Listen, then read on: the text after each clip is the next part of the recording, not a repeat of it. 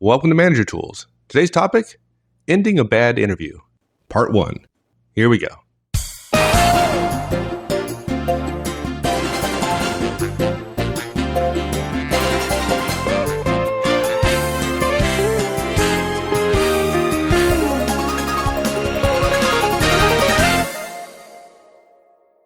This is one of the things that managers find so incredibly difficult. And it doesn't need to be, but people find it hard. So we do plenty of work to screen candidates, but yet there are still times when candidates fail to meet our standards.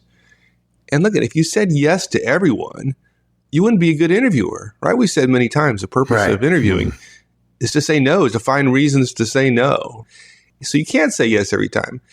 And to be clear, though, here, there is no way to be so good at screening that the interview is just a formality. Do you think there are managers out there that think that? I think so. I definitely think so. I think people think that some screening's been done by HR and there's been a phone screen. And so I like this guy 20 minutes into the interview.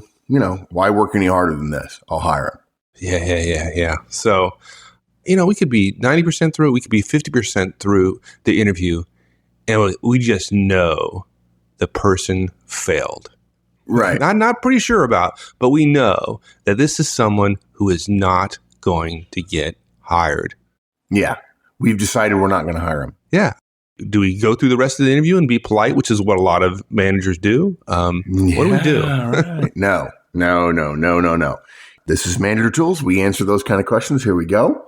The first thing is stop interviewing. Number 1, stop interviewing when you've decided not to hire somebody. Frankly, it's also true that stop interviewing when you've decided to hire as well, but that's a whole nother cast. We're going to get into it, but that sounds like, oh man, that sounds like it hurt somebody's feelings. No, okay. It's absolutely the right thing to do. Yeah. Okay. Now, that's if you've decided.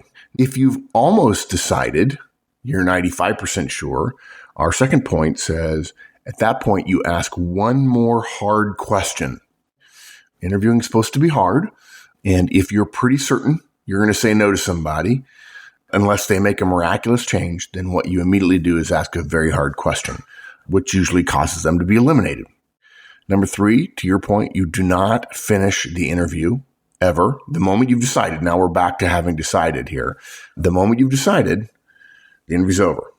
We also feel you should cancel other interviews if there are multiple interviews scheduled that day. Now, this one's a little bit different because it depends on who you are and how many people are interviewing and so on. We'll cover the details here in a minute. But the moment you've decided as a hiring manager that you're not going to hire somebody, it makes no sense to have other interviews continue. None. By the way, there's risk here. We're going to talk about it, but there's absolute risk in continuing to interview after you've made a decision. Just to be clear, what you mean is if somebody's coming in to interview, they interview with you, and there's 2 or 3 other interviews with other people scheduled for that day. Right. You're going to cancel those interviews. Right. Okay. Yes, exactly. Yeah. And then our last point, point number 5, tell them they're declined. Actually say to them, I've decided not to proceed any further. Ooh. Now, this is very edgy stuff for many people. And so our second point of point number 5, recommendation, is or not. In other words, if you don't want to, because you don't think you can, because everybody else just doesn't do that, then that's fine. You can do what everybody else does. It's not the most professional thing to do, but you can do it if you like. And we'll explain why when we get to it. Okay, stop interviewing when you've decided. Like I know from an efficiency standpoint, right, it makes total sense. I mean, and lots of managers do this. They make the mistake of continuing all the interview until the end, even when they've already decided to say no. And it's obviously inefficient. You know you're going to say no, but you're still talking, still asking questions, still taking time out of your busy calendar, and you're wasting your precious resource, time. Right? So, right. And folks, if you're not going to do this, then don't complain about not having enough time to get the rest of your work done. Right? So I think most folks understand it's inefficient, but you said that it's not only inefficient, it's ineffective. Now, I get the inefficiency thing. Yeah, what's the ineffectiveness thing? Yeah. The moment you decide you're not going to hire somebody, you become a lousy interviewer in our experience, and you increase your risks and the organization's risks as well. Yeah, look, it's really unlikely that you're so good as an interviewer that you can not think about it, not care, not willing to make a decision, or not willing to really get into the details at all, not listen carefully, and then have the candidate feel they're being interviewed effectively. Okay. You can't do it. You're not so good. A lot of people do think, oh, I'm good at this. I can do it, without even thinking about it. They don't know that I've checked out of the interview. Wrong. We've seen it happen a lot. Candidates are turned off by an interviewer being casual, not taking notes. These are the things that managers do, right? Nodding a lot, doing the famous right? Just going right along. If someone's predisposed to thinking that you're not going to give them a fair shot for whatever reason, right? If they're predisposed to that, you've just given them more reason to believe that they never had a shot in the first place. Exactly. I can see that getting you into trouble for sure. Yeah. The reason managers are willing to do this is because they feel completely in control in an interview. And to a degree, they're right. As the manager, as the interviewer, you are in control of the interview. But being in control, which you always are, and being effective or being professional are two different things. And simply because you think of, I've done it a lot, doesn't mean that control is excellence. It's not. What happens often in this situation is you give an easy interview. And look, think about it. I mean, you're saying, oh, Mark, it wouldn't be easy. Well, I disagree. Think about it. Why would you challenge an answer as being less than complete? Which, by the way, from the candidate's perspective, is an example of a tough interview. They give an answer and it gets challenged and they want more detail. Okay. Why would you challenge an answer as being less than complete if you already know you're going to say no? Yeah. Conducting a good interview is hard work. And if you've already decided you're going to say no, why would you put that effort in there? Yeah. And if you're not putting in the effort and it seems to be going well, then think about it. The candidate is going to get the impression that they nailed the interview. Okay. If you give an easy interview and the candidate thinks she hit a home run, now that candidate is the one who gets irritated that it takes forever to hear and, or, you don't return phone calls or emails or whatever. And imagine the candidate. The interview was cake, super easy, he tells his friends, right? Why wouldn't they call back? What is up with them? And by the way, they're not going to say, oh, he clearly checked out. It wasn't an actual interview. I must not have done that well. Nobody ever says that. They don't think, oh, he must have decided to not hire me and then just gave me a super easy interview. People say, no, I was on that day. Every question he threw at me, I handled. It was easy. It was a lot of nodding of heads and smiling. Clearly, everything went great. Right. And so the one person that you're not only most likely to say no to, that you will say no to, it might be the one that walks away thinking they did the best. Talk about setting bad expectations. Yeah. And so when you say no, one, a lot of folks don't communicate the no and take a long time and irritates the interviewee. But when they do say no, the interviewee is surprised. Yeah, exactly. That's not good. And they get frustrated and, they think of your firm as being dismissive, as arrogant, after they really worked hard to prepare and they gave you a good interview, right? On the other hand, you give a hard interview, candidates get it. They know that they may not have done well. Easy interviews, though, they assume it's a lock. If you decide to say no, can get pushback. Really disappoints people. Now, look, the second reason is easily missed by a lot of managers. When you keep asking questions after you've made up your mind, you run the risk of asking an ill-conceived question or making an ill-conceived comment. Okay? You're in a relaxed state and you end up commenting on something and in a way that's unprofessional. You're not in it anymore. You've taken the edge off. You're not thinking about risks and what your role is and what you're trying to do and so on. Or the candidate believes after you've already said no, and there's no possible value in making a hire, the candidate believes that you have done something actionable. In other words, they think they might sue you. And now you're in trouble. And trouble that never would have happened had you ended the interview, which was completely reasonable in light of the fact that you decided to say no. It's amazing. And look, put the shoe on the other foot for a second, folks. Think about this for a second. Suppose somebody was interviewing you, and 15 minutes into an hour-long interview, they had decided you're just not a fit for them. The skills aren't right. You're a fine person. They like you well enough, but you're not right, and they're not going to hire you under any circumstances. Okay? Now, if you're an interviewee, most people say at this point, Mike, they say, well, I don't want them to decide. I want to have more time. Fine. We respect that. We know. That's not the question we're asking you. Okay? Because if you were an interviewer, you don't want to be obligated to have an hour and a half long interview if you know in 20 minutes this person's not right. You interviewed somebody as a favor, and you know that there's no way they're right, and you don't think you owe them another hour and 15 minutes. You certainly don't owe them interviewing practice. So think about it. You're a candidate. You know they don't owe you another hour of interviewing. Do you really think it's wrong for them to end the interview the moment they've decided this is not a fit? Do you want them to continue asking questions that have no value, no meaning, no relevance at all? That you just want them to go through the charade of acting as if they're interested? That's what I want. I don't think so. Yeah, right. So when you've decided now, made up your mind, clear and certain that you're not going to hire somebody, you stop interviewing them right then and there. Okay. Well, it's never. Well, not never. Sometimes, actually, I shouldn't say that because sometimes it is really that easy. Oftentimes it is. But sometimes it's not quite as easy as that. What if I'm close? I'm 90% certain, I'm 80% certain, and I'm not quite ready to say no. What do I do then? Give me the edge case. You're in the professionally phrased state of mind called not really sure yet? Or? Yeah. Is that the technical, you managerial consultant guys call that? Yeah, okay. Yeah, pretty darn sure that I'm not going to hire. Pretty darn sure. Yeah.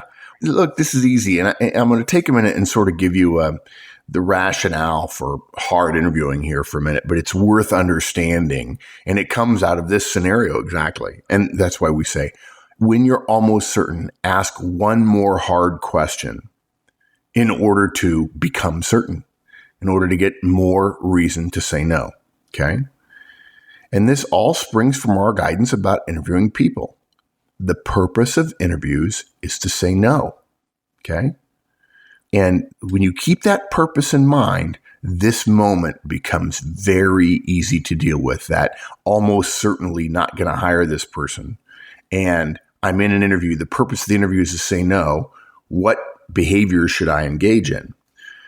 Unfortunately, most managers do just the opposite. Okay? What most managers do is soften the interview at the point where they're pretty certain they're going to say no. Now, look, we understand the emotional case that some people have made to us. I don't want to be too hard on them. You never know. We'll talk about that in a second. Okay? But look, it violates the fundamental principle of the interview, saying no, if when things get tough, you're going to decide you're going to lighten up. Think of it this way. In any given interview, you have two choices. When you are interviewing somebody, you have a behavior to make it harder or make it easier. Okay, those are the two choices you always have. And I had somebody once say, well, I don't know what's easy and what's hard. I said, well, you're never going to be a good interviewer then. If I ask you, hey, just take a few minutes and give me a brief overview, touch on the highlights. That's a very different question than give me an example of a specific blah, blah, blah, doing this, doing that with background in this, this, and this. Okay. One takes a couple of minutes and one takes 4 or 5 and requires detailed analysis and a narrative and so on and practice and preparation. So, okay. Couple of possibilities here. When someone is doing well in an interview, should we at that point make it easier or harder? And the answer is harder, of course. If we make it easier, we're essentially giving up on the interview. We might as well stop. If they're doing well and we decide, well, we're going to make it easier, it's like, well, let's just make it so that, the last 50 yards, they're running a 200-yard dash or something, or 200-meter run, but the last 50, let's just move the tape up 50 meters. Doesn't make any sense to me, particularly when the whole point of interviewing is to set the bar high and to say no.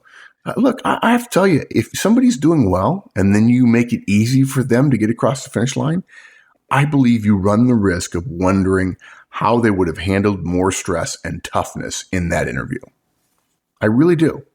And now, look, folks, just to be clear, this is Manager Tools. Remember, toughness and stress in the Manager Tools interviewing model or guidance is not rudeness. It's not scare tactics. It's not misleading questions or questions with no right answers or fake games that you're playing designed just to stress people out just to see how they handle it. No funny gambits designed to force poor choices in the interview. You can remain at all times a kind person, a lady, a gentleman, and still give great, tough interviews. Okay, so when we say tough, we don't mean rude. We don't mean forceful. We don't mean stressful, although the candidate will feel stressed. You try to have a stress-free interview, you might as well not even bother. It's not going to happen because you don't control your candidate's stress. They do, and it's almost always way higher than it should be. Look, if we make it harder and our candidate who is quite good so far, right? If that candidate does well when we make it harder, that totally redoubles our belief that we have a potential hire. If they stumble, again, we have to remember our purpose, right? We have to say at that point, okay, wait a minute. Maybe I wasn't right earlier. Maybe I was being too easy on them. Maybe I liked them in the first 5 minutes and I've been going soft on them. And then 20 minutes later, you're like, wow, this person's awesome. Wait, going to get harder for just a second here. Want to make sure that they're as good as I think they are. If in fact they're not doing well, you can say, okay, I wasn't really right. The weaknesses I maybe missed earlier are starting to come out here. I better continue to be tough to make sure there aren't too many of them. So if you make it easy on a good candidate, you may not ever know whether they're good enough or not. If you make it harder on a good candidate, one of two things is going to be true. Either they're going to start to rule themselves out, or you're really going to start to be certain. Okay, you're going to get very close. But the same is true at the other end of this spectrum. If you have a struggling candidate, if at some point in the interview, as we see that they're struggling, we think it's advisable to go easy on them, what's going to happen? Well, heck, everybody knows what's going to happen. Their performance is going to seem to improve. They're going to go, wow, I'm suddenly doing better now. I wasn't really certain, but now things will be getting better. We'll find them not so bad after all. Okay. And what's going to happen is we ease up on them. They start to get better. We say, okay, let's make it harder again. Looking for thin spots, probing a little bit more. And suddenly they start to descend again. They're going to stumble again, and then we cause them to go easy again. You got to see this doesn't work. You end up oscillating between almost saying no and they're doing okay. You're going to spend a whole bunch of time. The only way to be certain is to make it harder. And if they don't get worse, but in fact they get better, you may go back and say, wait a minute, maybe my first thought was wrong. Look, if they're struggling and we make things challenging at that moment, two things are going to happen. Again, most likely they're going to fail, right? We wish it weren't true, but if you have a bunch of data suggesting it's likely, okay, this is good to know then. We're getting our certainty, right? And then we go back to rule number one, which means we stop interviewing. If, however, we make things harder and they succeed quite well, now we have a different situation. Now perhaps we have to examine those earlier thoughts and recognize that maybe those earlier thoughts were misapprehensions. They weren't accurate. And maybe we have somebody who's better than we realized. And maybe we ought to continue asking tough questions and see whether or not they're really that good. I'm just thinking about how important it is that folks really get that the purpose of the interview is to find a reason to say no. If you don't get that, our psychology just works. It just works against us, right? Somebody's struggling, and it's human nature to want to let up a little bit, to be nice, to make them feel more at ease and throw them softball questions. And what you do is you end up with an interview that's maybe more pleasant for the interviewee, is less effective, right? You don't spread the field nearly as much. And that's what you're trying to do. Yeah, spread the field, exactly, right? Well, a boss of mine once told me, Mark, interviewing is never about the person you're interviewing. It's always about the analysis between their skills and abilities and traits and characteristics and the role and the future you have in mind for them. It's an analytical exercise. The only time interviewing becomes about the person, okay? And the reason he said this, by the way, is to take the person out of it for a short period of time so we can be analytical and be clear and be true to the facts rather than be nice to the person. He said the only time it becomes about the person is when you know that you're going to give them a yes or a no. At that point, it becomes all about the person and treating the person with respect and dignity. Up until then, it's about determining, do we have a fit? It's not about making them feel good. It's not about helping them understand. It's not about letting them down easy. It's making an analytical decision, the most important decision a manager makes.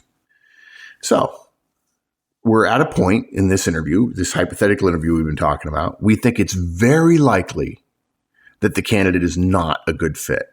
We're not certain, but we're very close to it. So what we do is make sure our decision is valid.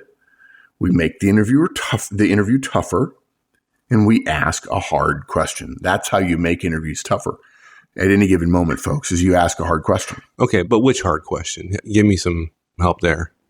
Well, I don't know. Just yell at them when you ask. No, I'm kidding. I'm sorry. Yeah, no. Sorry. Bad joke. That's what we at Manager Tools believe, is that a hard interview is yelling and screaming. Yeah, just candidate. Yelling. Listen, you. I've got a tough question for you. While you're talking, I'm going to be spitting nails at you. Good luck. There you go. See if you can answer and dodge bullets. No, it's easy. Ask yourself, folks, what type of question would you ask that typically causes most people to fail most often? And the answer is easy. It's a behavioral interviewing question, okay, which we've talked about many, many times.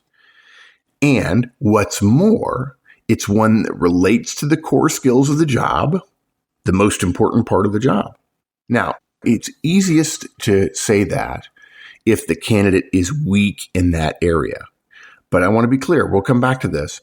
It's not necessary, folks. We don't ask a question where we think they're weak. We ask a behavioral interviewing question about the core skills of the job. Okay? And we ask it precisely. Of course, all smart interviewing managers do that. They don't throw out a question. They ask a precise question that demands a precise answer. We also recommend, depending upon the job, using unique modifier words in the question during the qualification of a skill or a result that we're looking for. Here's how it would sound.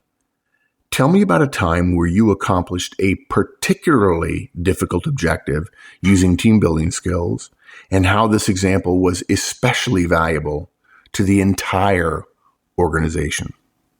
Notice, I didn't just say, tell me about a time where you accomplished an objective using team building skills and how this example was valuable. I said a particularly difficult objective, especially valuable to the entire organization. We want to use modifier adjective words designed to make it clear that we want their very best answer. By the way, if they've already given what they think is their very best answer, and they probably have in the beginning, they're going to be stumped. And they're not going to like the pause that they go through, and that'll work to your favor. We want them thinking in advance in this last question that they didn't do brilliantly. Once you ask the question, take lots of notes and ask lots of probing questions. Ask for details. Ask for more details. Ask for yet still more details. Ask for more clarification about the whys of every step of the process that they went through. Ask for the results. And then, if you can, ask why those results are so valuable, how they determine that it's as valuable as that they say it is. And we're recommending that you make the asking of the question, their answer, and all your probing and making them back over something and say it again so you can write it down and so on. We recommend this take 7 to 10 minutes. That's going to feel tough. Yeah, there's no candidate who's not going to think that was a tough question. Okay. Now, mind you, if you've been asking scripted questions, particularly if you use the effective or the interview creation tool, which gives you awesome questions. If you're an individual licensee, it's free. If you're not, you have to become a licensee to get it. But if you use our interview creation tool, The questions are written there for you specifically. And in fact, the first time I ever used the interview creation tool and the idea of a tough interview question toward the end, I actually had one question circled and wrote the modifier words in. And if somebody was doing poorly, I asked it with the modifiers in to make sure that it was going to be very hard to get a good answer from them. And look, again, it's a tough question, and most candidates are going to do poorly with this question, especially when we interject and probe and probe and probe. And that helps us be able to feel confident about saying no. It's as simple as that. We want them to go, wow, I didn't do that as well as I could have. That makes it much easier than if we're mailing it in and they think, wow, I nailed that interview, only to find out later nobody's even calling them back. Now, look, you might say to us, okay, guys, yeah, all right. But what if this person is just fantastic in the core skills, right? I want to rule him out for something else, right? Perhaps he's arrogant, he's not a team player, or something like that. That's a fair question. It's a good challenge to this approach. Sounds like a lot of risk to me, though. Yeah. We've tried that. Okay. There's a big risk. Okay. We found that managers who ask a question which they want to use to disqualify somebody, they ask it with extra emphasis. Okay. They ask it in much the same way that we do, designed to say this is important. And usually that means it's clear to the candidate that it's a, if you'll pardon the expression, a particularly important question to the manager. But if you ask a question that you haven't prepared to hear an answer for, in other words, it's not a behavioral interviewing question, you throw it together off the top of your head, and you don't know what the right answer is, what happens if they totally nail that answer? Yeah. Good. Now, Perfect. if anything, this moment is going to come back in their memory as a highlight. It's certainly not going to be a smoking gun for you that, well, you didn't do well on my tough question. Yeah, so this could be on the highlight reel, at least as far as they're concerned, right? Exactly. Yeah. We ask behavioral questions to make it hard, a really hard one, because they're the easiest to make difficult, because we can do so by elevating their significance, by asking the probing questions, and by interrupting frequently. Generally, in a declination, it's easier to use a core skill as a primary factor. Now, I know you're saying, well, I'm interviewing a guy and his core skills are really good. Yes, that's okay. Recognize there's a difference between his core skills being okay and him thinking he did well handling a tough question about the core skill. Again, if you think somebody's arrogant and you ask a question, and particularly if it's around the soft skills, and you haven't thought through the precise question you're going to ask them, and they nail it, you're now worse off than you were before, because now you thought that was going to be the thing that would get you to know. They feel like they did well, and it didn't get you to know. And I guarantee you what you'll do at that point is you'll go right back to the interviewing, if you're an individual licensee, the interview creation tool, right? And you'll read the next question and you'll make it hard. And then you'll realize I should have done that 5 minutes ago. Right. Don't do it. Don't hand them a little gift toward the end of the interview that you don't know what, and they get lucky. But look, you can't tell me, folks, that there aren't people in the world who've been hired because they went through a 45-minute interview and they got lucky 6 or 7 times. It happens. It's rare, but it happens. And then those managers realize, wow, I don't know what happened to this guy, but he's terrible in person. He was great in the interview. Well, you got lucky for 45 minutes or an hour. You only asked him 5 or 6 questions. You talked too much. And every single one of the questions he had enough of an answer to that he was able to get away with not really being good enough, but you hired him. You don't want that. You don't want somebody being lucky. The way to avoid luck is to make things tough. Thanks, everyone. That's it. We'll see you next week. Have a great one. So long.